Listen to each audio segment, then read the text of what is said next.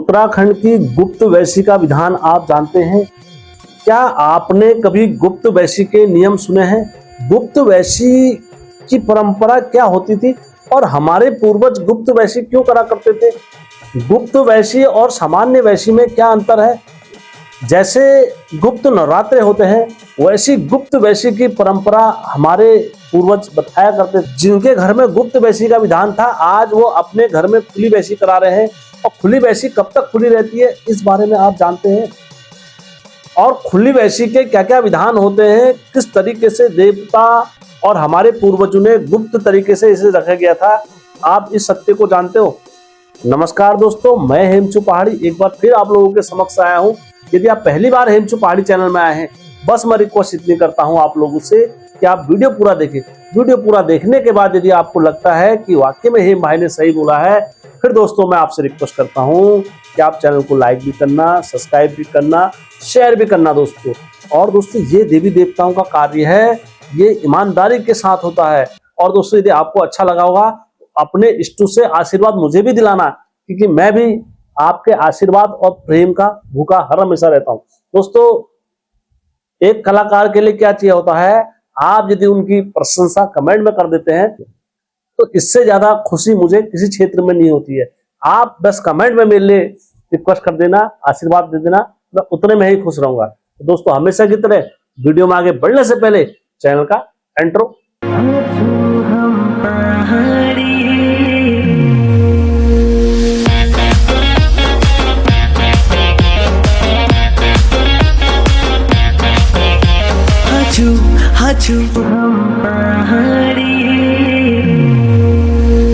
जय बिरकारा बजरंगी, हर हर हर हर हर हर हर हर महादेव। आप सभी भक्तों पर महादेव की कृपा और बजरंग बली का आशीर्वाद हमेशा बने रहने चाहिए। दोस्तों आज की वीडियो में आगे बढ़ने से पहले मैं एक चीज आपसे अवश्य कहूंगा, यदि आपके पास भी ऐसी सत्य कहानियां, सत्य घटना है, आप हमारे साथ शेयर अवश्य करें। मेरा यकीन माने दोस्तों, मैं उसे सत्य समझ के ही चैनल पर अपलोड करता हूं।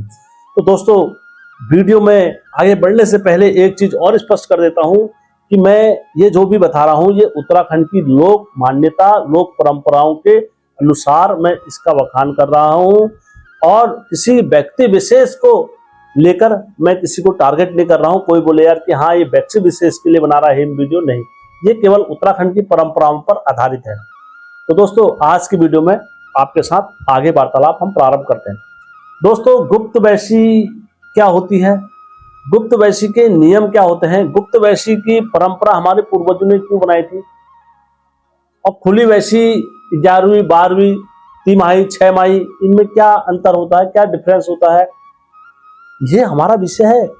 इसे अगर हम अपनी यूथ जनरेशन को नहीं बताएंगे तो हमारी यूथ जनरेशन को कोई भी आज के समय में ठग ठुक कर ले जा रहा है। दोस्तों मैं एक का नाम नहीं ले रहा हूं, किसी का कोई ठग रहा है, देखो जो चल रहा है वो बता रहा हूं आपको। नंबर एक चीज दोस्तों, विद्या प्रारंभ करने से पहले हमारे महादेव भी कहते थे और हमारे शास्त्रों में इसका वर्णन मिलता है। हमारे देवों के देव महादेव हो गए या हमारे उत्तराखंड का विधि विधान हो गया, वो इस चीज की हमें अनुमति देता है। आज के समय में ये नहीं कि कोई भी गुरु बोल दे रहा है कि यार हाँ ये ऐसा नहीं, अपने घर के देवी देवताओं के नाम बता दो, अपने घर के देवी देवताओं का कुछ भी बता दो। नहीं दोस्तों, हमारे पूर्वजों ने इसका विधान रखा था। स्वयं इसका विधान जो मिलता है हमें ग्रंथों में मिलता है, हमें पुराणों में मिलता है। कैसे दोस्तों, मैं एक छोटी सी कथा सुना देता हूँ आपको, यदि आप सुनने के इच्छुक हैं। आगे बढ़ने से पहले, देवों के देव महादेव क्या होते हैं, वो अजन्मे हैं और ना कभी उनको मौत का भय, ना कभी किसी चीज का भय है उनको, क्योंकि वो स्वयं करता स्वयं धरता, पूरी सृष्टि के पालन करता वही बोलते हैं ना, संहारक वही है। तो जब एक बार क्या हुआ है, महादेव के गले में मुंडों की माला थी, तो नारद जी जाते हैं वहां पर, नारद जी देख लेते हैं मुंडों की माला, तो पार्वती से कहते हैं कि माता आपको पता है जो भगवान शिव के गले में मुंडों की माला है वो किसकी है? माता पार्वती कहती नहीं मुझे तो नहीं पता।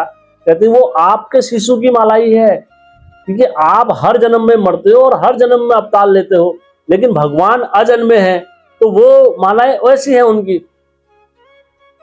अच्छा, उन्होंने कहा ये कैसे होगा? इन्होंने कहा आप भगवान स्वयं शिव से स्वयं पूछिए। तो पार्वती भगवान शिव के पास जाती, कहती प्रभु आप ये बताइए कि आप तो अजन्मे हो और मैं क्यों मरती हूँ अजन्म में। तो भगवान शिव कहते हैं ये होता है गुप्त ज्ञान, और ये हर किसी को अनुमति नहीं कराई जाती है। पार्वती जिद हान देती, खाना भी नहीं खाती है, पानी भी नहीं पीती, नहीं जब तक आप मुझे नहीं दोगे तो मैं नहीं करूंगी इस चीज का याद। तो कहते हैं नहीं नहीं मेरे को सीखना है, मेरे को सीखना है, सीखना है करके शिव जी कहते हैं चलो ठीक है। शिव जी कहाँ ले आते हैं, एकांतवास में ले आते हैं। कहते हैं ये ज्ञान ऐसा है, ये हमारे परिवार का ज्ञान है, ये किसी बाहरी व्यक्ति को पता नहीं लगना चाहिए। यदि किसी बाहरी व्यक्ति के पास ये ज्ञान गया तो वो अमर हो जाएगा, ये ऐसा ज्ञान है। तो पार्वती कहती है हाँ हाँ मैं प्रभु इस ज्ञान को तो मैं ग्रहण करूंगी, जो हमारे परिवार का है, तो यहाँ पर तीसरा व्यक्ति तो कोई है ही नहीं, आप सुनाइए मैं सुनूंगी। तो पार्वती माता को जब शिव जी कहानी सुनाते हैं अमर कथा, तो पार्वती माता को क्या होता है, सुनते सुनते सुनते नींद आ जाती है। नींद आ जाती है तो तोता और जो कबूतर था वो इस बात को सुन लेते हैं और वो हुंकार भरने लगते हैं, करके। महादेव जी अपने नेत्र बंद करके सुनाते रहते हैं। और जब पार्वती से सुबह कहते हैं प्रातः काल कि शिव जी की पार्वती आपने सुन लिया, तो शिव जी बोलते हैं, पार्वती बोलती है नहीं मैंने तो सो गई थी, मेरी तो आंख लग गई थी। उन्होंने कहा हूँ किसने भरी। तब बोलते हैं शिव जी कहते हैं जल्दी प्रकट हो मेरे सामने।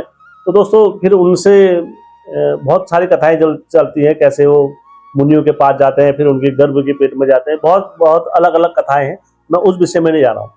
तब शिव जी कहते हैं पार्वती से मैंने इसीलिए कहा था पहले कि ये अमर कथा है, ये हमारे परिवार का एक राज्य है।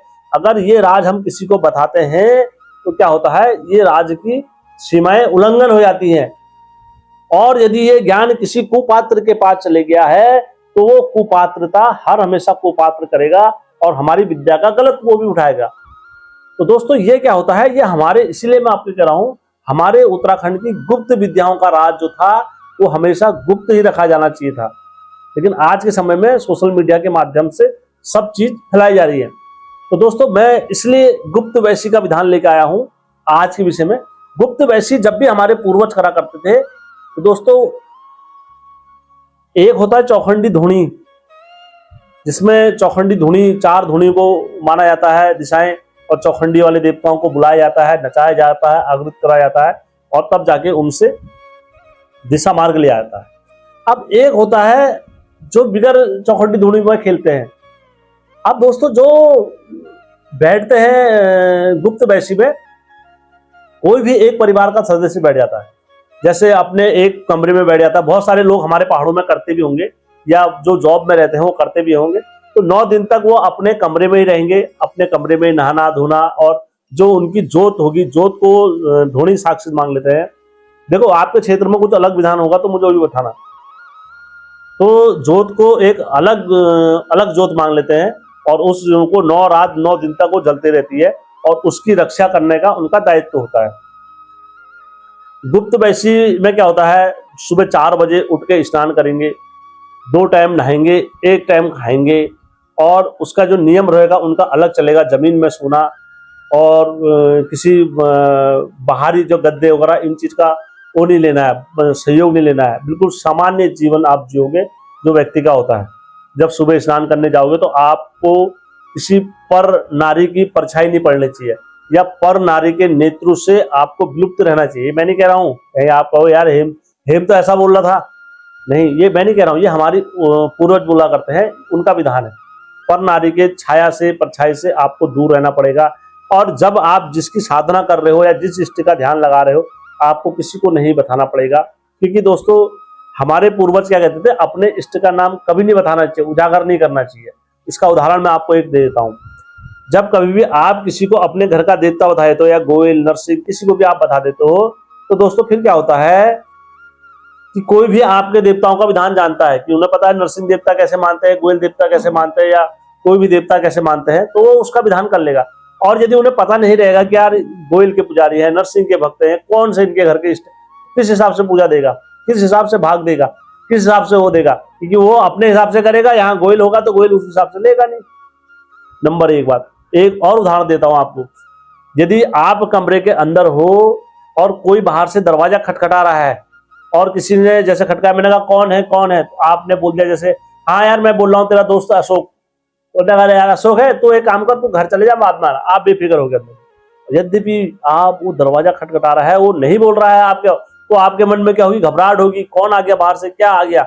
इसीलिए दोस्तों हमारे पूर्वज क्या करते थे, अपने इष्ट का नाम नहीं बताते थे, अंदर कौन है क्या है वो गोपनीयता बनाए रखते थे, और गोपनीयता के कारण ही अपने इष्ट को पूजा करते थे। क्योंकि दोस्तों हर घर का पूजा का विधि विधान अलग तरीके से होता है, और हर घर में पूजा का राज्य अपना अपना माना जाता है। ये मैं मिथ्या नहीं कह रहा हूं दोस्तों, ये हर कोई इस बात को बोलते हैं।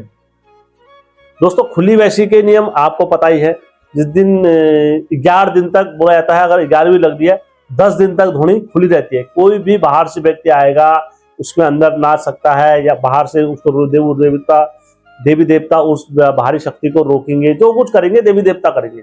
लेकिन जहां से 11 दिन के बाद वो किलामंत्रित कर देते हैं, किलामंत्रित करने के बाद किलांकित कर देते हैं, उसके बाद बाहरी शक्ति का उस घर में आना या उस गांव में आना बिल्कुल वर्जित हो जाता है, बंद कर देते हैं चारों दिशा से। वो 11 दिन के बाद करते हैं। अब दोस्तों 22वीं में क्या होता है, 22वीं में 22 दिन की भक्ति होती है। अब 22वीं के बाद जब लेवल बढ़ाओगे तो 3 का बढ़ाओगे, और 3 के बाद जब बढ़ाओगे तो काय का बढ़ाओगे, 6 और दोस्तों बैठते हैं हमारे उत्तराखंड में 6 महीने भी मंदिरों में जाके भक्ति में बैठते हैं। बिल्कुल जोगी बाबा जैसे नियम विधान जो करते हैं वो अपने करते हैं, क्योंकि जब भी आप ये सारी चीजें करते हो तो अपने इष्ट की शक्तियां बढ़ाते हो। मैं नहीं कह रहा हूं, आप पूछ सकते हो दोस्तों किसी से भी हमारे उत्तराखंड में। तो दोस्तों ये एक मैंने आपके साथ एक ऐसा वो बताया है, इसमें क्या क्या नियम क्या क्या विधान होते हैं हमारे गुप्त वैशी के। दोस्तों जिस प्रकार से गुप्त वैशी चलती है, गुप्त नवरात्रे चलते हैं, गुप्त विद्याएं चलती हैं, गुप्त मंत्र चलते हैं, उसी प्रकार से हमारे उत्तराखंड में गुप्त वैशी का भी विधान है। और ये इस विधान के मैंने आपको केवल एक मोटा मोटा जो बाहरी लक्ष्य होते हैं वो बताए हैं। गुप्त का मतलब ही मैंने महादेव की कहानी इसीलिए सुनाई क्योंकि गुप्त आपके परिवार की चीजें हैं। आप वो चीजें केवल अपने दादा परदादा या अपने घर के पूर्वजों से पूछो। ये नहीं कि कोई किसी घर का गुरु है और कहाँ का गुरु और किसके घर में आके बरसा, वो गलत है।